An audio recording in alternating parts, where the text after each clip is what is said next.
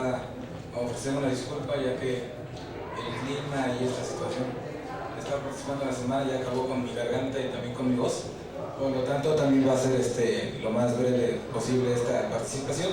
Quiero agradecer a la Semana Cultural y al personal, a su presidenta Carla Ivonne García, el que me haya dado la oportunidad de retomar esta conferencia que originalmente estaba programada para hace 8 días, pero debido a problemas en el tiempo pudimos reprogramarla para el día de hoy. Entonces el nombre de la conferencia es Manga, Cosplay y Anime Trans. Vamos a ver primero con las 3 primeras palabras de esta conferencia, que se refieren a lo que es el manga, el anime y el cosplay. Las 3 tienen en común que son elementos surgidos en el Oriente, especialmente en Japón, y son instrumentos de entretenimiento. El primero de ellos sería el manga. Esta es una serie de historias relatadas a través de dibujos, de los cuales se tiene conocimientos desde hace 900 años. De hace 900 años existen papiros, técnicas, donde están relatados dibujos tal cual, en donde se muestran escenas de personajes, de héroes, de sacerdotes, de gente distinguida de aquellos tiempos, a través de dibujos en escenas graciosas. Y se quedó prendido el DVD. Sí, se quedó. Bueno, la seguimos viendo. El manga se sigue utilizando estos principios, que se lee de mano del lector de derecha a mano del lector izquierda, y en blanco y negro, porque ese es el origen que se tiene de aquellos papiros. Se siguen utilizando esas técnicas, y tuvo su mejor, vamos a decir, un resurgimiento entre el periodo de interguerras de la Primera Guerra Mundial a la Segunda Guerra Mundial, con el desarrollo de la comercialización de estas historias. Dentro de sus principales representantes se encuentra Osamu Tezuka, a quien incluso se le considera el dios del manga. Él es esta persona vivió la etapa de la Segunda Guerra Mundial durante su juventud y quedó traumado del espanto y el terror que vivió el pueblo japonés, sobre todo el periodo de guerra, de la limitación que tenían de recursos, los ataques, los estragos de la guerra, la muerte de sus compañeros y amigos.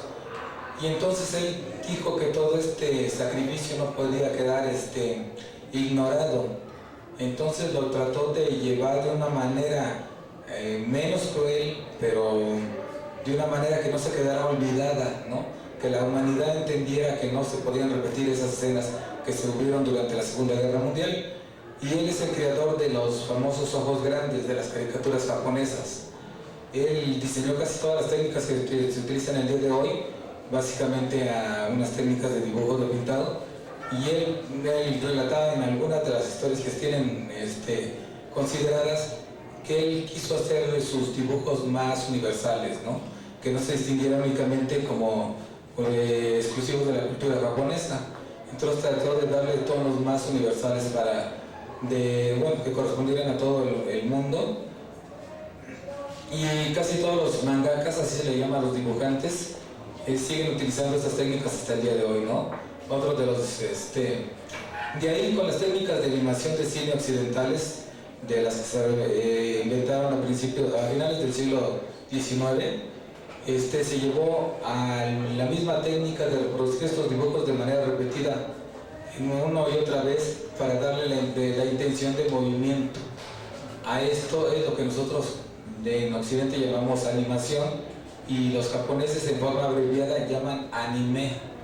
El anime, que son las caricaturas que vemos normalmente en la tele, y que son la misma técnica del manga llevado a través de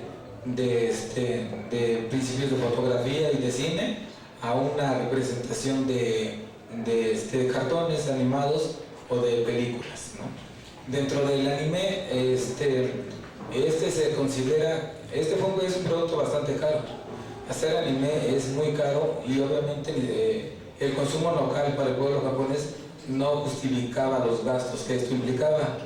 Por eso empezó a internacionalizarse a partir de finales de la década de los 50, y durante los 60s y 70s abarcó casi principalmente Norteamérica, pero es durante la década de los 80s que empieza a tener un boom donde se dan la mayoría de los títulos más famosos, como Dragon Ball, Supercampeones, Sailor Moon, maravillas de los 90s, y es precisamente en la década de los 90s donde tiene como un boom con títulos como Caballeros del Zodiaco, Sailor Moon, Evangelion. Se colocó en los primeros lugares de popularidad en casi todos los países, sobre todo en Europa, Norteamérica, Latinoamérica.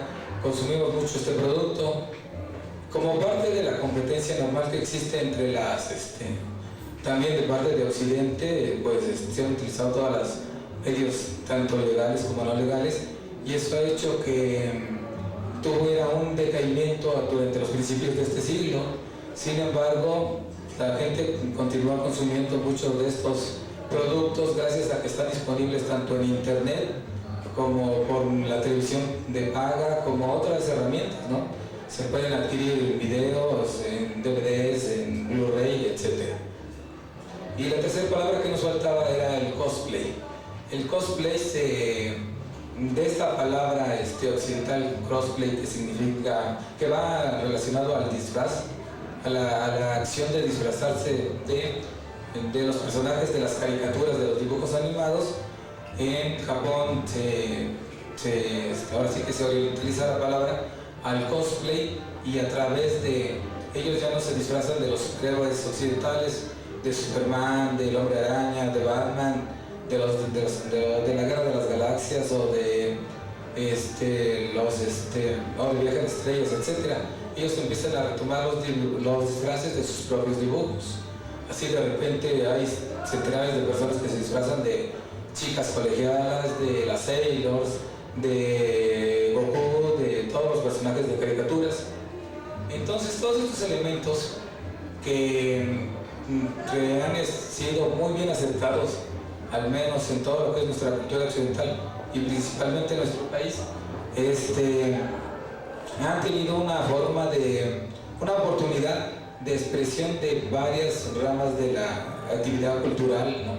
Se hacen obras de teatro desde personas profesionales hasta gente que nada más tiene la finalidad, o es gente autocomprometida, ¿no? No tiene ningún otro compromiso más que su deseo de participar. Están la música, hay quien lo realiza en la música con el lenguaje original, hay quien se encarga también de doblar las canciones, también obviamente el dibujo, la escritura, los guiones, en varias ramas, ¿no?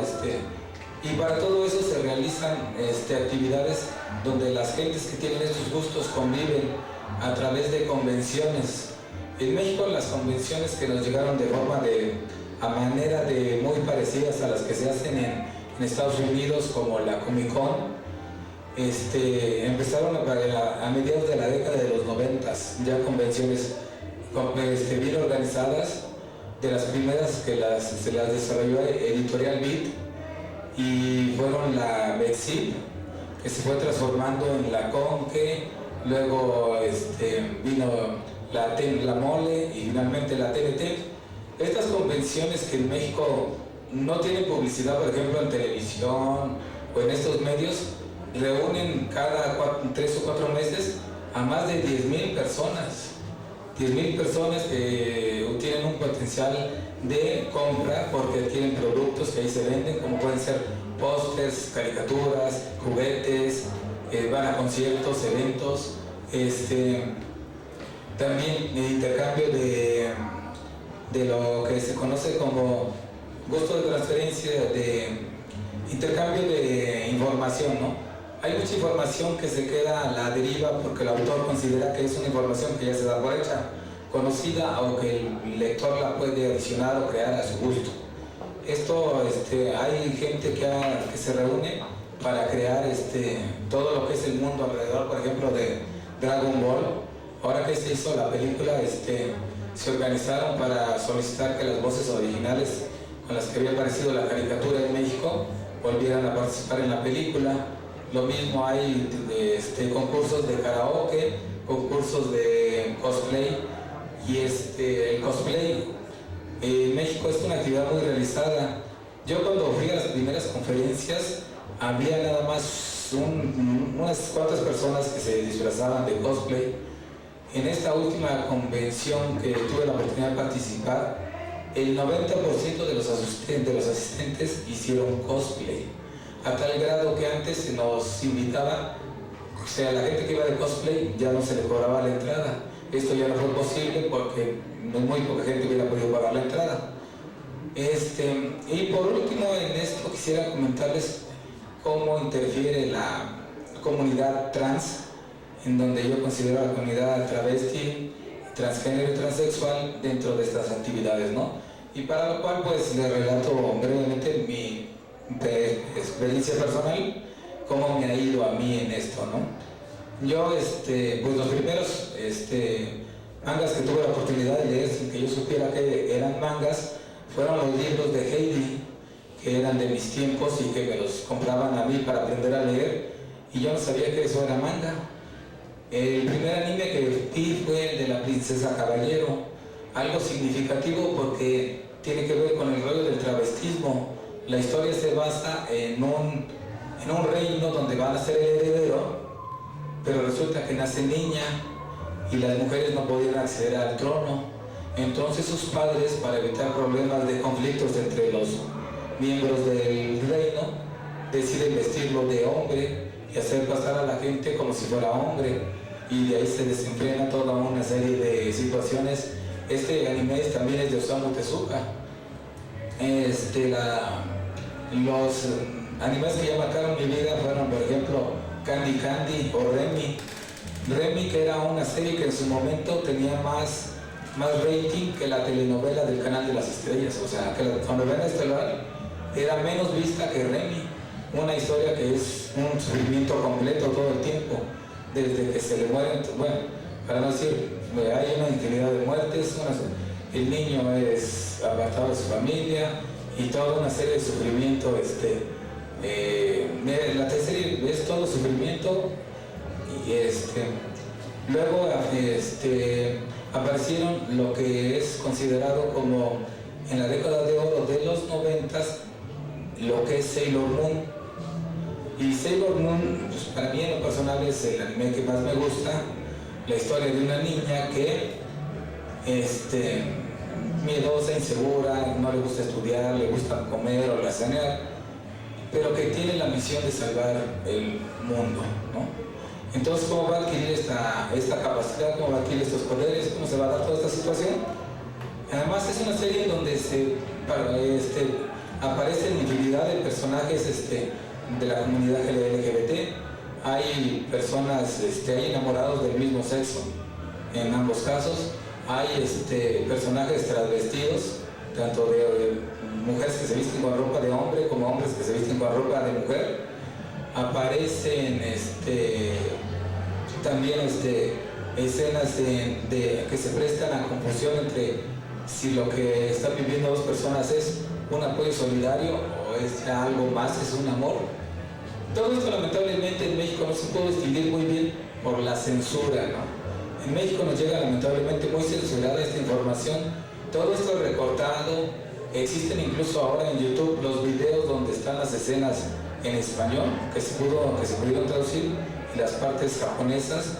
Entonces, en mi caso, yo invitaría a quien quisiera conocer más de este anime pudiera ver la versión en japonés subtitulada, donde ahí sí aparece todo, aparecen incluso desnudos parciales. Hay que recordar que en la cultura oriental, por ejemplo, el que las personas parezcan desnudas del ombligo hacia arriba no es mal visto, ni siquiera es algo que está considerado como pornografía. En cambio, las mujeres no pueden mostrar el ombligo o no pueden mostrar sus dientes al reír, tienen que taparse para que eso está mal visto. Eso es casi como una, pues aquí como si alguien mostrara un seno. Entonces, eso es lo que hace que muchas de las cosas que aquí comúnmente se censuran allá puedan pasar libremente. Bueno, ¿por qué Sailor Moon? Porque Sailor Moon, la primera convención que yo fui, en 1995, fue cuando tuve la oportunidad de conocer primero a las personas que hacían los doblajes de voz. Obviamente las caricaturas originalmente vienen en japonés y en México existen grandes compañías y en otros países que se dedican a ponerle la voz en español para que sea entendible a todo el mundo. Y estaban esa vez como invitados las voces de los Simpson. Y yo no sabía que la misma persona que hacía la voz de Lisa Simpson hace la voz de Sailor Moon. Entonces, el haberla podido conocer, el que me diera mi autógrafo y todo eso, fue para mí una experiencia muy agradable por la cual seguí asistiendo a las siguientes convenciones, ¿no? Hasta la fecha.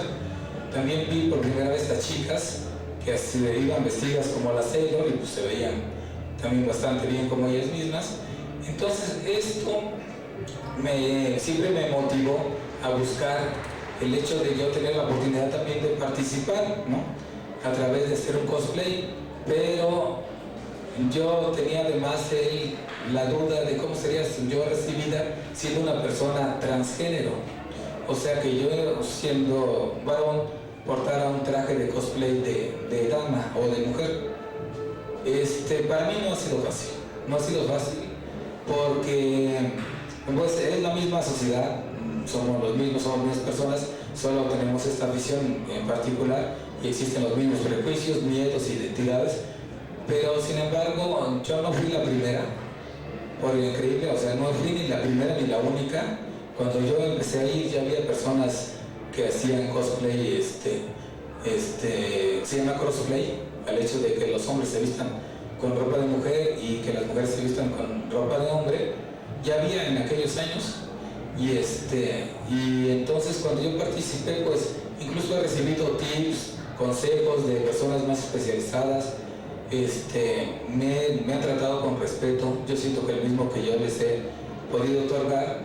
Y entonces esa oportunidad de que, vamos, siendo honestos, en Occidente no hay un solo, parece que ya hay un anime, pero no es de ninguna empresa de producción. Desde que hay una caricatura que tiene que ver algo con una especie de travestismo, ¿no?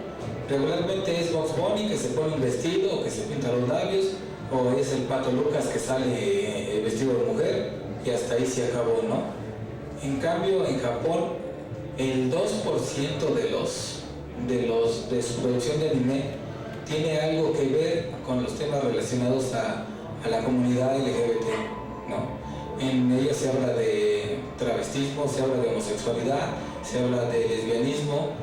Por recomendarle algunos títulos ya para terminar mi participación, existe por ejemplo Strawberry Panic. Es una historia de unas niñas de un colegio exclusivo para mujeres en donde se da el amor entre dos de las integrantes de sus colegios.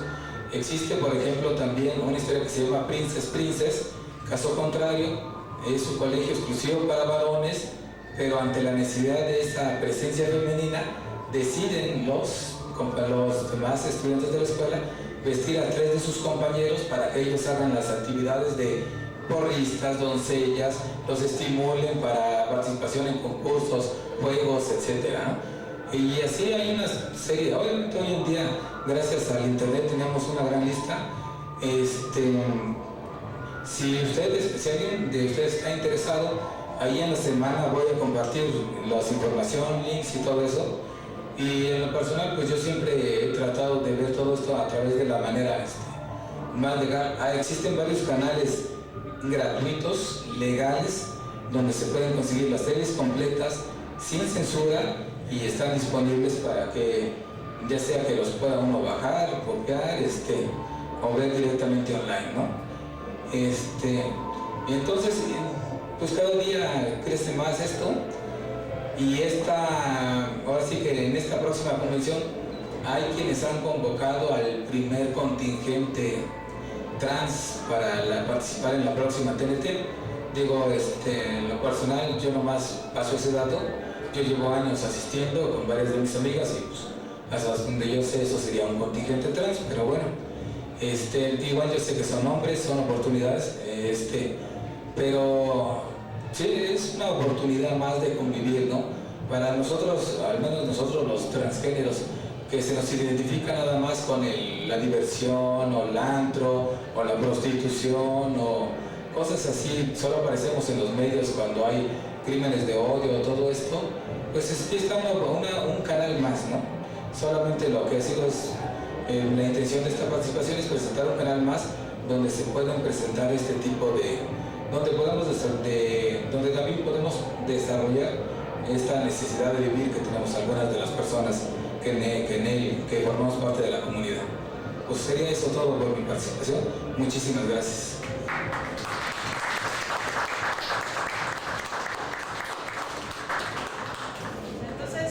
Requerirían más espacios de este tipo para poder ir explicando cómo hay un reflejo cultural, no solo en el Japón, sino cómo se está dando en otros países a través del desarrollo de estas técnicas de la condición trans, ¿no? Y tú tienes más discurso, tienes posibilidades de poder armar, no sé, talleres, alguna conferencia, una plática. Sí, obviamente hay, primero, pues no soy la única persona. Afortunadamente dentro de la comunidad, dentro de las conocidas, hay varias personas con este gusto y afición y que también están muy interesadas en participar o podrían compartir sus experiencias. Entonces, sí, pues cualquier espacio que se nos abre, nosotros estamos en la disposición de participar. Bueno, entonces yo nada más les quiero comentar brevemente lo que estoy portando ahora, que es un traje tipo dentro de los escenarios del manga. Existe mucho lo que se llama los intros, la música. Todos los mangas llevan un soundtrack tipo película, donde aparecen, por ejemplo, Sailor Moon tiene 2 soundtracks, son 24 películas a lo largo de 200 capítulos. De Evangelion tiene un soundtrack con 5 composiciones, 2 endings y un opening, y además las piezas clásicas como la Quinta Sinfonía o otras piezas que aparecen. Y los grupos que las interpretan, uno de ellos, dentro del ramo del Visual Kei, que es una técnica de mezcla entre música clásica, metal y todo eso, y también recuperando las tradiciones japonesas, basado en el teatro kabuki. Entonces sus integrantes, regularmente de 3 a 4 o 5 personas, 2 de ellos o 3 visten de mujer, aún siendo hombres, y se maquillan. Entonces es una roca tipo Versailles, un grupo muy popular, ha hecho 2 openings para animes. Entonces, es una sola vez, esto también participa dentro del cosplay, ¿no? Ya no solamente son las caricaturas también son los grupos musicales, e incluso está la rama del cosplay original.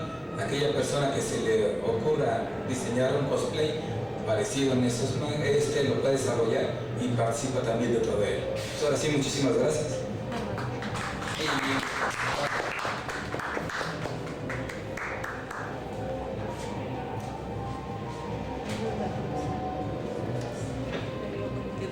Bueno, buenas tardes.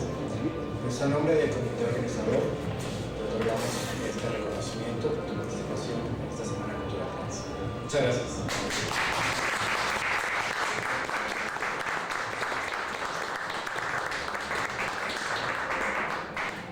Bueno, a continuación vamos a tener acá a Katia con el tema de taller de ecología.